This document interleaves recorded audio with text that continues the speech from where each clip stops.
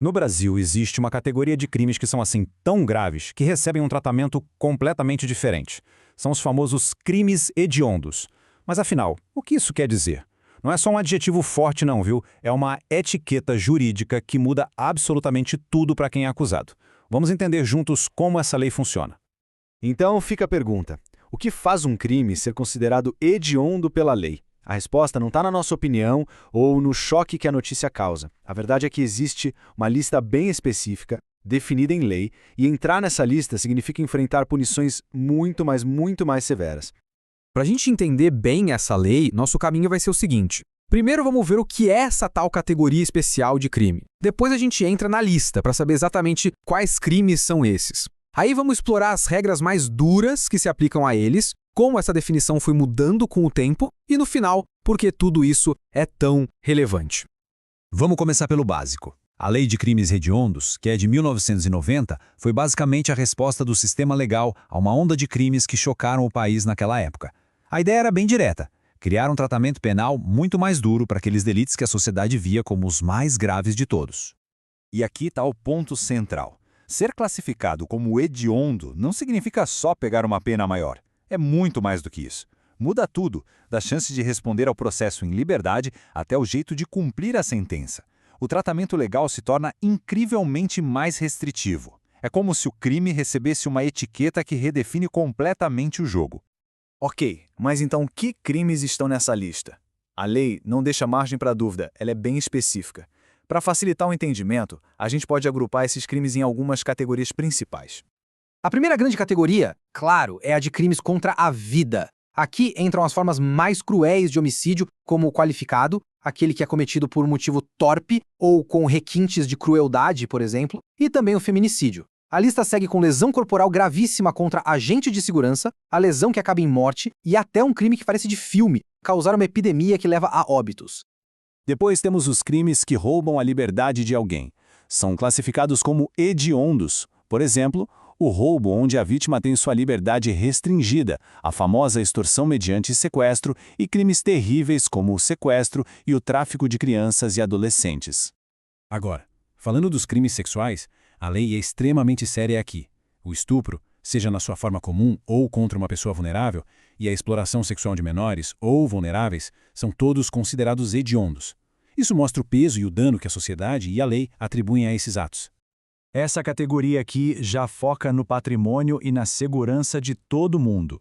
Temos o roubo com uso de arma de fogo e o latrocínio, que é o roubo seguido de morte. A lista também inclui o furto com uso de explosivos, o comércio ilegal de armas de uso restrito e até a falsificação de remédios, que é um perigo enorme para a saúde pública.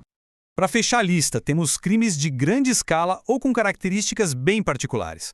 O genocídio, claro, está aqui, assim como formar uma organização criminosa que tem como objetivo cometer outros crimes hediondos. E olha que interessante, mais recentemente foi incluído o ato de induzir alguém ao suicídio pela internet, mostrando como a lei tenta acompanhar as novas realidades.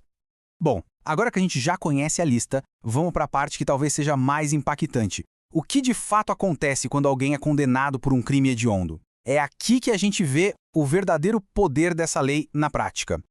A mensagem é bem direta. Ser condenado por um crime dessa lista aciona um sistema de punição totalmente diferente. Aqueles benefícios legais que poderiam existir para crimes comuns simplesmente somem. E essa comparação deixa tudo muito claro. Olha só, em crimes hediondos, fiança não existe, é proibido.